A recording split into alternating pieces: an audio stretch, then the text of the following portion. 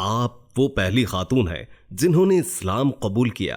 عرب کی سب سے امیر اور باوقار خاتون آرام فرما رہی تھی۔ خواب میں ایک روح پرور نظارہ دیکھتی ہیں کہ آسمان سے آفتاب ان کے گھر کے آنگن میں اترا ہے۔ اس کے نور سے گھر روشن ہے۔ روشنی اور نور اتنا زیادہ ہے کہ مکہ مکرمہ کا کوئی گھر ایسا نہیں تھا جس کی روشنی سے روشن نہ ہوا ہو۔ اس خوبصورت خواب سے جب وہ بیدار ہوتی ہیں تو خوشگوار حیرت میں مبتلا ہوتی ہیں کہ بہت اچھا اور عجیب و غریب خواب تھا۔ انہوں نے اپنے طور پر اس خواب کی تعبیر نکالنے کی بہت کوشش کی مگر کوئی بھی نتیجہ نہ نکال سکی۔ پھر انہیں اپنے چچا زاد بھائی ورقہ بن نوفل کا خیال آیا جو اس دور کے مشہور عالم تھے۔ اپنے خواب کی تعبیر کے سلسلے میں آپ اس چچا زاد بھائی عالم فاضل شخص کے پاس گئیں اور اپنا خواب سنایا۔ ورقہ بن نوفل نے توجہ سے خواب سنا تو اس کا چہرہ خوشی سے روشن ہو گیا۔ وہ بولا، یہ بہت ہی مبارک خواب ہے، اور کہا کہ تم نبی آخر الزماں سے شادی کرو گی۔ معزز خاتون کو بالکل یقین نہ آیا کہ آخری نبی مجھے اپنی زوجیت میں لے لیں گے، ان کا ظہور کب ہوگا؟ تو ورقہ بولا، آسمانی کتب کے مطابق آخری نبی صلی اللہ علیہ وآلہ وسلم کے ظہور کا زمانہ یہی ہے۔ خواب کی تعبیر سن کر آپ کے اندر خوشی کی لہریں اٹھ رہی تھیں کہ وہ اتنی سعادت کا تصور بھی نہیں کر سکتی تھیں۔ کائنات کی اس عظیم خاتون کا نام خدیجہ بن خلید تھا جو سرزمین عرب کی عرب پتی خاتون تھیں۔ آپ رضی اللہ تعالی عنہما حسین و جمیل عالی نسب اور سرزمین عرب کی بہت بڑی رئیسہ تھیں۔ قریش کے اکابرین و اشراف آپ رضی اللہ تعالی عنہما کو کئی بار نکاح کی درخواست کر چکے تھے۔ آپ رضی اللہ تعالی عنہما ہر بار انکار کر دیتے۔ خاندانی پیشہ تجارت تھا۔ باپ کے مرنے کے بعد سیدہ خدیجہ رضی اللہ تعالی عنہما نے کاروبار میں دلچسپی لینی شروع کر دی۔ ان دنوں محمد بن عبداللہ صلی اللہ علیہ وآلہ وسلم کے پاکیزہ اخلاق کی گواہی مکے کی ہر گلی کوچہ دے رہا تھا۔ آپ صلی اللہ علیہ وآلہ وسلم کو امین کے لقب سے پکارا جاتا۔ حضرت خدیجہ رضی اللہ تعالی عنہما کی عقیدت نواز نگاہیں بھی کسی ایسے ہی اعلیٰ فرد مقدس کی جستجو میں تھیں۔ بصد ادب سامان تجارت ملک شام لے جانے کی درخواست کی۔ آپ صلی اللہ علیہ وآلہ وسلم کے چچا ابو طالب کے ذریعے معاملہ طے پا گیا۔ حضرت خدیجہ رضی اللہ تعالی عنہما نے غلام میسرہ ساتھ بھیجا۔ اس تجارت سے پہلے کی نسبت 2 گنا منافع ہوا۔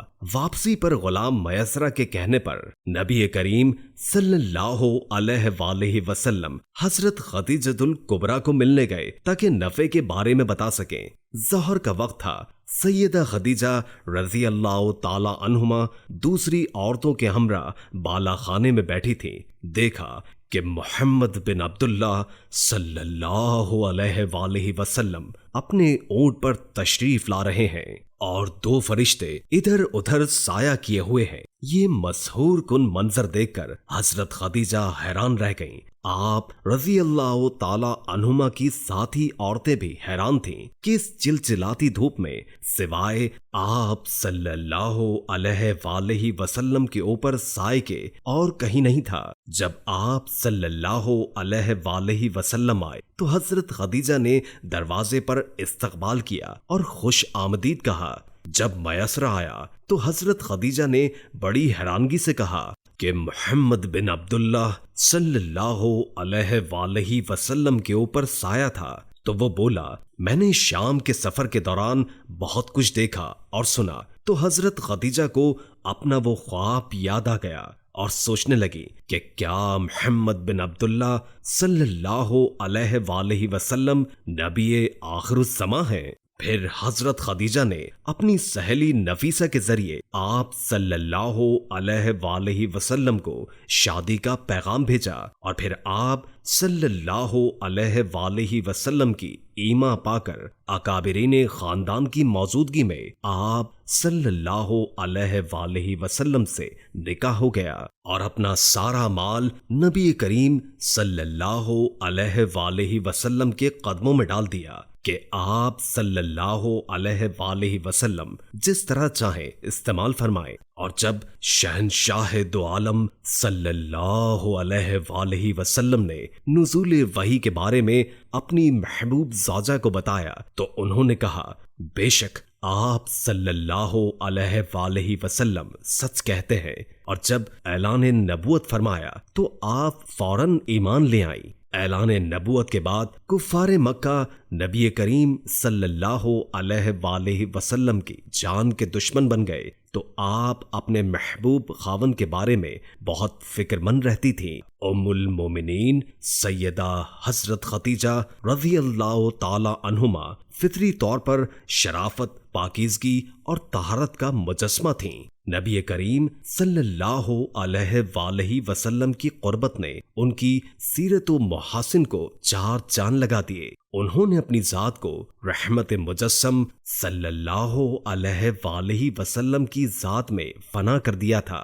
ساقی کوثر صلی اللہ علیہ وآلہ وسلم سے شادی کے وقت حضرت خدیجہ کی عمر 40 سال تھی، لیکن آپ کی سیرت، خدمت گزاری، دل پسند عادات، وفا کش طرز عمل جب رسول اللہ صلی اللہ علیہ وآلہ وسلم سے آپ کے دل میں ان کی انسیت و محبت پیدا ہو گئی تھی کہ کسی اور خاتون سے شادی کا خیال تک نہیں آیا۔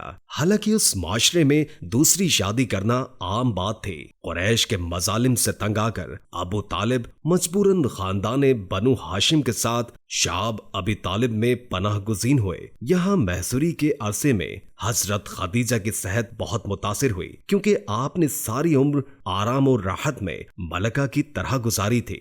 یہاں کی مشکلات نازک جسم برداشت نہ کر سکا، شدید بیمار پڑ گئیں۔ پیارے آقا صلی اللہ علیہ وآلہ وسلم نے علاج دلجوئی میں کوئی کسر نہ اٹھا رکھی، مگر وقت معین آ گیا تھا۔